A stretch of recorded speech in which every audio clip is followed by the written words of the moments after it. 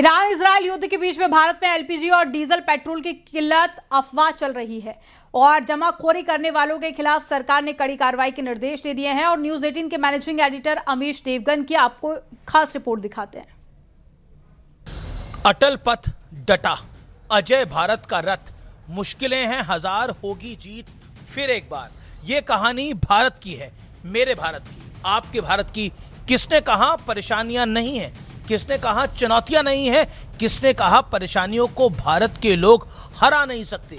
यकीन ना हो तो हमारे इतिहास को देख लीजिए जनाब, साफ साफ दिखेगा। भारतीय ना मुश्किल हालातों से डरते हैं और ना ही चुनौतियों से कभी घबराते हैं। हमें चिंता केवल उन दीमकों से होती है, उन जयचंदों से होती है जो हमारे बीच रहते हैं लेकिन अफवाह की आग को सुलगाने का कोई मौका नहीं छोड़ना चाहते।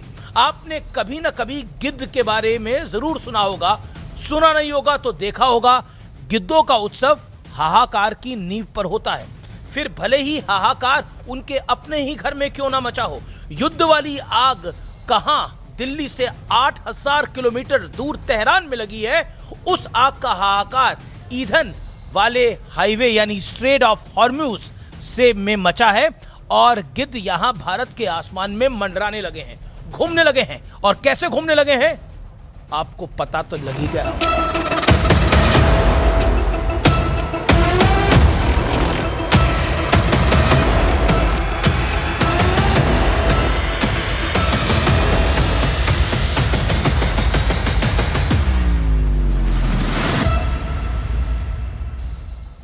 व्यूअर्स नमस्कार, मैं हूं अमीश देवगन। सत्य और तथ्य में आज मैं बात करूंगा अफवाह की हवा निकालने वाले विश्लेषण की। सिर्फ भारत की नहीं, इस वक्त पूरी दुनिया की सप्लाई चेन ठप है। खासतौर पर रसोई गैस यानी एलपीजी की काफी किल्लत है। दुनिया के अधिकतर देश, छोटे बड़े, अमीर गरीब यानी रिच और पुअर, सबकी हालत टाइट है। गरीब देश से याद आया, पाकिस्तान में तो कोरोना जैसे लॉकडाउन की स्थिति हो चुकी है। बांग्लादेश में भी हाहाकार है। हालांकि यूरोप और एशिया के करीब करीब हर देश पर इस युद्ध का बुरा असर यानी खराब इंपैक्ट पड़ रहा है। लेकिन सवाल है कि भारत के हालात असल में कैसे हैं? क्या वैसे ही हैं जैसा विपक्ष बताने का प्रयास कर रहा है?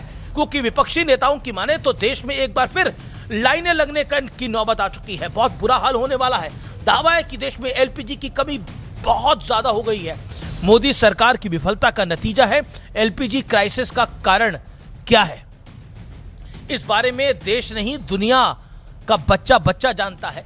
आपको भी पता होगा। इसके बावजूद अगर कोई बेतुकी बातें कर रहा है तो इसका मतलब यह है कि वो सिर्फ अपना उल्लू सीधा करना चाहता है, या उल्लू सीधा करने से मतलब अपनी राजनीति को करना है। क्योंकि मोदी सरकार के पास ऐसी कोई अदृश्य शक्ति तो है नहीं कि वो एलपीजी वाले जहाज को स्ट्रेट ऑफ हॉर्मुज से उड़ाकर भारत तुरंत ले आए। क्या पूर्व प्रधानमंत्री स्वर्गीय मनमोहन सिंह के पास ऐसी कोई शक्ति थी? क्या राजीव गांधी जी के पास ऐसी कोई शक्ति थी? क्या सोनिया गांधी और मनमोहन सिंह के पास ऐसी कोई शक्ति थी?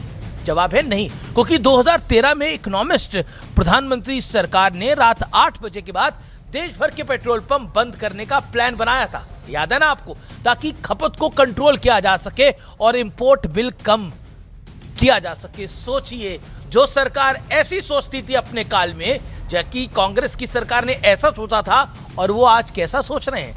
2012 में मनमोहन सिंह ने पेट्रोल डीजल के बढ़ते दामों पर कहा था पैसे पेड़ पर नहीं उगते हैं। 2013 में एक एलपीजी सिलेंडर की कीमत 1200 रुपए के पार पहुंच गई थी। 1991 के खाड़ी युद्ध के दौरान क्या हुआ था? उस दौर में भारत का स्ट्रैटेजिक ऑयल रिजर्व केवल 3 से 10 दिन का था और तेल की कीमतों में 140% का इजाफा हुआ था। 140% rise. Here it very loud and clear. अब सवाल है कि हमारी स्थिति असल में है कैसी? क्या वाकई रसोई गैस पर ताला लगने की नौबत आ गई है, या फिर रसोई पर ताला लगने की नौबत आ गई है? सत्य और तथ्य है, खाड़ी युद्ध के दौरान भारत का स्ट्रैटेजिक ऑयल रिजर्व 70 से 75 दिन का है। अभी तक तेल की कीमतों में 1 रुपया बढ़ा नहीं है। इसके साक्षी आप हैं, आप जानते हैं। एलपीजी का ऑपरेशनल स्टॉक लगभग 15 से 20 दिनों तक का ही रखा जाता है और वो है, और इतना रिजर्व हमारे पास इस समय मौजूद है। इसमें कोई कमी नहीं आई है। इसके अलावा घरेलू प्रोडक्शन में भी 10% के इजाफे का आदेश नरेंद्र मोदी की सरकार दे चुकी है। लेकिन सरकार को यह याद रखना होगा कि ईरान अमेरिका युद्ध 20 दिन के बाद भी जारी रह सकता है। लेकिन अगर विपक्ष को संतुष्ट रखने के लिए फ्लॉलेस सप्लाई चालू रखी गई तो वाकई रसोई पर ताला लग जाएगा। जैसा विपक्ष चाह रहा है, वो कह रहा है फ्लॉलेस सप्लाई करिए, रसोई पे आपकी ताला लग जाए। और आज थोड़ी कड़ाई सख्ती बरती जा रही है। कुछ परेशानियां तो होंगी ही और भी हो रही हैं और हो भी रही हैं, इससे कोई इंकार नहीं कर सकता। दर्शकों, हमारे घरों में क्या होता है, अगर किसी महीने बजट के नाम पर ज्यादा पैसे खर्च हो जाएं तो अगले महीने कोशिश की जाती है कि खर्च पर काबू किया जाए, ताकि हर महीने का एवरेज लगभग औसतन सेम बना रहे, ताकि बाकी खर्चों में से किसी तरह की कमी पेशी ना करनी पड़े। लेकिन ये बातें राजघरानों पर लागू नहीं होती है। ये बातें सोने के चम्मच लेकर जन्मे बच्चों को समझ नहीं आएंगी। ये बातें उन्हें समझ नहीं आएगी जिन्हें आदेश देने की आदत हो। लेकिन बीते 12 सालों में आदेश छोड़िए, उनकी बातें सुनने वाले भी कोई नहीं बचे हैं।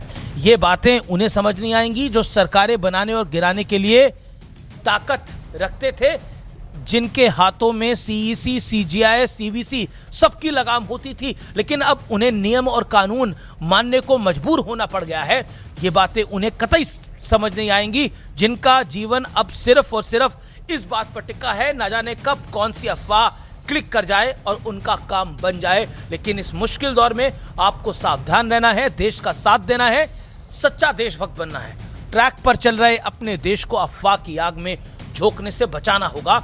देश के प्रधानमंत्री नरेंद्र मोदी ने आज 140 करोड़ लोगों के लिए बहुत बड़ा मैसेज दिया है, और वो मैसेज है और एक तरह से मैं ये भी कह सकता हूं कि वो एक आह्वान भी है। सुनिए जरा। आज युद्ध के समय कांग्रेस लेफ्ट और उसका इकोसिस्टम देश में पैनिक क्रिएट करने में, भय पैदा करने में पूरी ताकत खपा रहे हैं। मैं देशवासियों को कहूंगा, कांग्रेस लेफ्ट और इनके इकोसिस्टम द्वारा फैलाई जा रही अफवाहों से सतर्क रहे, सावधान रहे।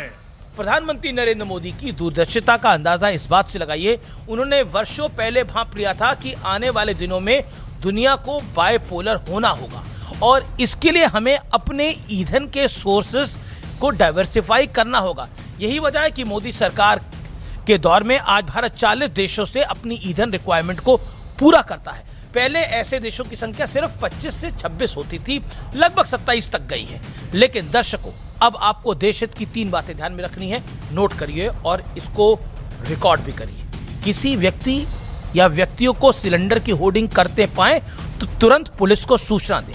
ऐसा संभव है कि गैस सिलेंडर लेने पहुंचे लोगों के बीच कुछ पॉलिटिकल एक्टिविस्ट घुस जाएं और स्टेज हंगामा खड़ा करने का प्रयास करें। इन लोगों से बचना है और इन्हें पकड़ना है वहीं पर। तीसरी बात यह, सोशल मीडिया को इस्तेमाल करते हुए सतर्क रहें, वहां अफवाह गैंग सक्रिय है। सही सोर्स से सही जानकारी हासिल करें। सियासी बेरोजगार जमात आपको कभी सच्ची बात नहीं बताएगी और इस वीडियो को घर घर तक पहुंचाएं, क्योंकि अफवाह जितनी फैलेगी उतना नुकसान देगी और सही खबर को पहुंचाने के लिए हमें थोड़ी मेहनत जरूर करनी पड़ती है, लेकिन वो पहुंचती जरूर है। इसलिए देश हित में इस वीडियो को ज्यादा से ज्यादा शेयर करें। मेरा आपसे हाथ जोड़कर निवेदन है, जय हिंद, वंदे मातरम। देशभक्ति सिर्फ सरहद पे खड़े होकर नहीं होती, देशभक्ति सही जानकारी देने से भी होती है और इस समय देश को सही जानकारी की दरकार है। इस सही जानकारी को घर घर तक पहुंचाइए, जैसा कोविड में आपने किया था। हाथ से हाथ पकड़ के चलिए, यही मेरा आपसे निवेदन है और इस वीडियो को बहुत बहुत ज्यादा शेयर करिए। नमस्कार, जय हिंद, वंदे मातरम।